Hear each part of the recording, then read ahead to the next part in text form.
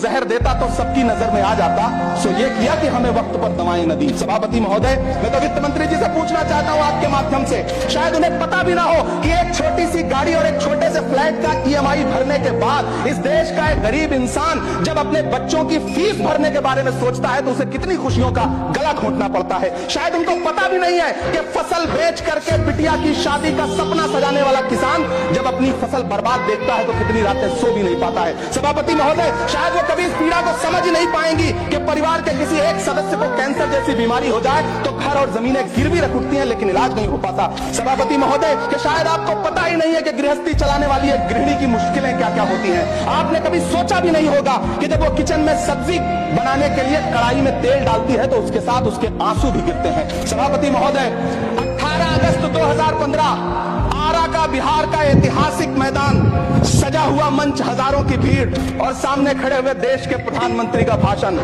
बिहार के भाइयों बहनों, आज मैं बिहार के लिए पैकेज की घोषणा कर रहा हूं। 50,000 करोड़ कर दूं कि ज्यादा कर दूं? अखिलेश भाई, 60,000 करोड़ कर दूं कि ज्यादा कर दूं? 70,000 करोड़ कर दूं कि ज्यादा कर दूं? 80,000 करोड़ कर दूं कि ज्यादा कर दूं? चलो, मैं बिहार को 1.25 लाख करोड़ का पैकेज दे रहा हूं। 10 साल हो गए सभापति महोदय, वही ढाक के 3 पात। बिहार आज भी विकास की बाट जोड़ रहा है। भाषण आज भी प्रधानमंत्री जी के यूट्यूब चैनल पर सुना जा सकता है।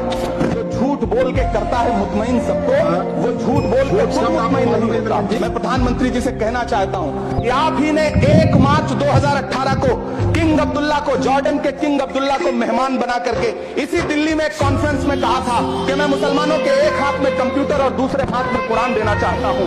कंप्यूटर देने की बात तो छोड़िए, पढ़ाई के लिए जो स्कॉलरशिप मिल रही थी उसको भी छीन लिया आपने। किसको संतुष्ट करने के लिए? हम समझते हैं इस साजिश को। आप माइनॉरिटी मिनिस्ट्री का बजट काटते काटते एक दिन मिनिस्ट्री को ही बंद